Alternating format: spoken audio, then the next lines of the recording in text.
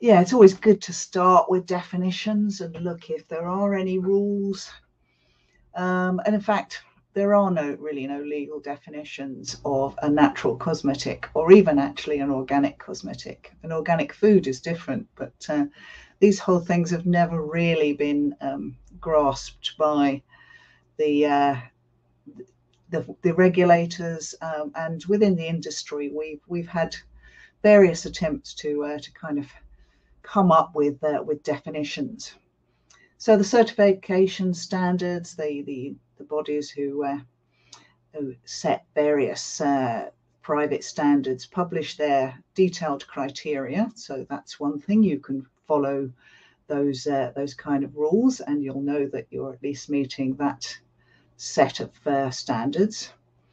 There is an ISO standard that has come out. I will talk about in a second. That goes part way to helping to resolve some of these issues. But basically, there's no real protection of the terms like natural, organic, green, or even sustainable. And in terms of regulations, there's really not much around the world. There is a bit of regulation on California about organic, for example, but it's really not an area that regulators have had that much to do with. So obviously that leads to the possibility of greenwashing. Greenwashing around natural has been something I've been involved in for ever since I really started on this journey. But now we've got greenwashing around sustainability as well, because that's another term that people think they understand, but it covers so many different things.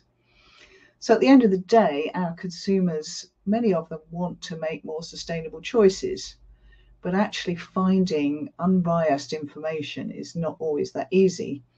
And then if there is information, can they actually understand it? Does it really tell them what they want to know?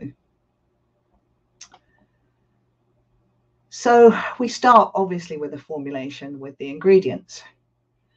And the certification standards do a lot of this, looking at ingredients. Companies can get their ingredients certified or approved by these bodies. And they all pretty much have the same feeling that it doesn't mean you can use petroleum derived products, for example. We'd kind of accept that those wouldn't be in a natural product to any great extent.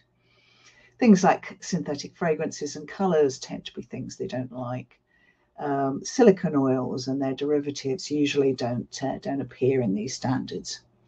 Genetically modified ingredients are another thing that often, some standards at least, are very strong on. And that's often because they've come from an organic background. So that's something that is a bit of a red line for many of these standards.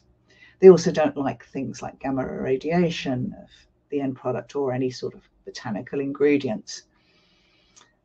So basically what they're aiming for is only having natural or naturally derived, which I'll talk about a bit more in a minute, which might be called natural origin ingredients, and a few certain what people term as nature identical raw materials in the formulation of something that's going to be marketed and approved by them as a natural or organic cosmetic. So let's look at a bit more detail. So does this ISO standard give us some help? This happened in two parts. So part one was about the definition for ingredients, and actually it's quite a while ago now, February 2016. And then part two came along, which looked at the criteria for ingredients and products, which was published in September 2017. So again, a fair while ago now. And we've seen it adopted in certain parts of the industry. So let's look at what the ISO standard calls a natural ingredient. Well, they have this term, natural origin index. So you can kind of assign a value to a cosmetic ingredient to show whether it meets their definitions. So, for example, if you say it's got a natural index of 1, that means it's 100% fully meets the definition. So these